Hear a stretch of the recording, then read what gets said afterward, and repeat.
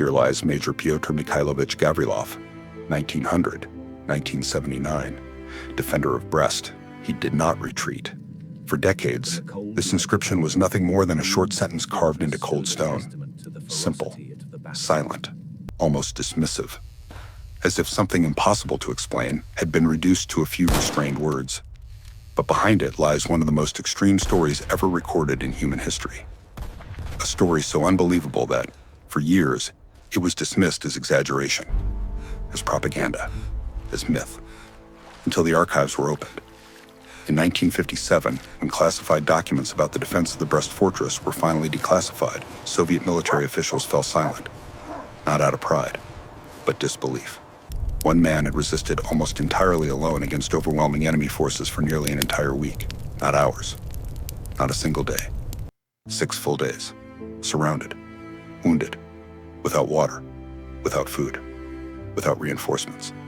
Without any realistic chance of survival. From that moment on, military academies began obsessively studying what became known as the Gavrilov case. But not as a heroic legend. The question was colder, technical, uncomfortable. How was this possible? How could a single soldier delay, confuse, and inflict real losses on an entire German division? What factors made this resistance possible? And more disturbingly, could it happen again? The first conclusion was clear. Pyotr Gavrilov's greatest weapon was not strength, not firepower, not numbers. It was terrain. He knew the fortress as if it were an extension of his own body. Every corridor, every tunnel, every thick wall, every blind corner. That knowledge turned ruins into lethal traps and multiplied his defensive effectiveness far beyond what should have been possible. The second conclusion was even more unsettling. Gavrilov completely abandoned conventional warfare. There were no lines, no formations, no front. He adopted pure asymmetric tactics, improvised ambushes, night attacks, false positions, reused explosives, unpredictable movement. He forced the enemy to fight a war they were not prepared for. When you are at an absolute disadvantage, following traditional rules is not honor. It is suicide. Gavrilov understood this instinctively, but none of this explains the most decisive factor, the psychological one. Very early on, Pyotr accepted that he would likely die inside the fortress. That acceptance changed everything. When death stops being a threat, fear loses its power.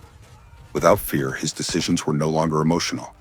They became cold, calculated, brutally efficient. Military reports reached an uncomfortable conclusion. Soldiers who accept their own death do not waste energy trying to survive. They channel everything into purpose. And that, paradoxically, makes them far more dangerous.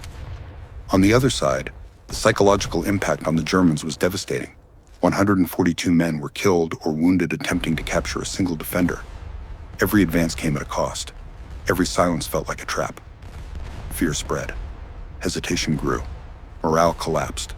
War is not fought only with bullets. It is fought inside the mind. These findings reshaped entire military doctrines. Before Brest, retreat or surrender when surrounded was considered acceptable. After Brest, resistance became the expected standard.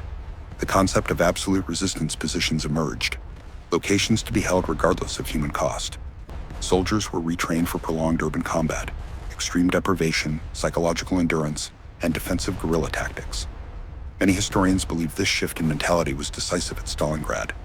The refusal to retreat, the house-to-house fighting, the defense of ruins, the psychological attrition inflicted on the enemy. The pattern was unmistakable. And the result was a turning point in history. Comparisons are inevitable. Thermopylae, the Alamo, Bastogne, Jadotville, all extraordinary feats. But none involved the solitary resistance of a single man against thousands for nearly a week, inflicting confirmed casualties and surviving.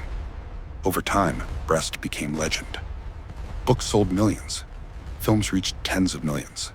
A massive memorial was built. And in one specific basement of the fortress, a simple plaque reads, "Here, Major Pyotr Gavrilov resisted alone against superior enemy forces. His shots were the last fired from the Brest Fortress." Science tried to explain it. Physiological studies showed he surpassed limits considered fatal. Extreme dehydration, total starvation, near total sleep deprivation. His body entered a survival preservation state. But even that was not enough.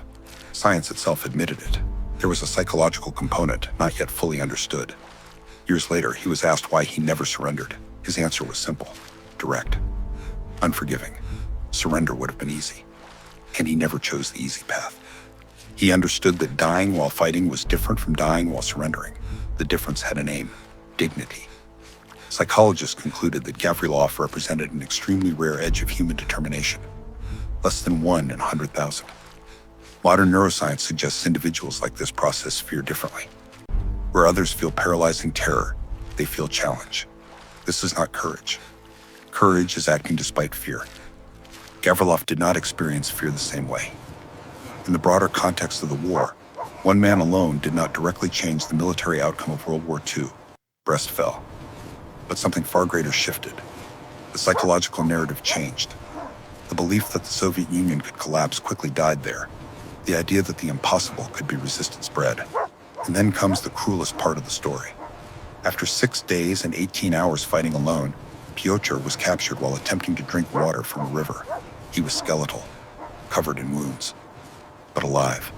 He survived 4 years in Nazi camps. He attempted escape. He was tortured. He marched through winter. He worked until collapse. He survived. When the war ended, he expected to go home.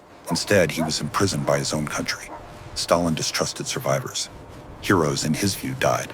Gavrilov was sent to one of the most brutal Siberian gulags. 7 years of forced labor, extreme cold, starvation, death all around. And once again, he survived. When he was finally rehabilitated, he asked for no recognition, no apologies. He simply said he had done his duty. He lived quietly until his story was rediscovered. He became a national symbol, but he never embraced it. He always said the real heroes died at Brest. Pyotr Gavrilov died in 1979 at the age of 78. At his funeral, German veterans were present. One of them summarized it best. That wasn't courage. It was something beyond. Today, an eternal flame burns in Brest. Beside it, words remind us that when everything seemed lost, some men chose to fight. Not because they believed they would win, but because they refused to kneel. And if stories like this still matter, if they deserve to be remembered, and helping them reach others matters too. A simple gesture, like a subscription, ensures these stories do not fade into silence. Pyotr did not save Brest. Brest fell, but he saved something greater. Proof that human will, once it decides not to break, can face the impossible. He did not retreat. And for 6 days, 18 hours, and 32 minutes, they did not pass.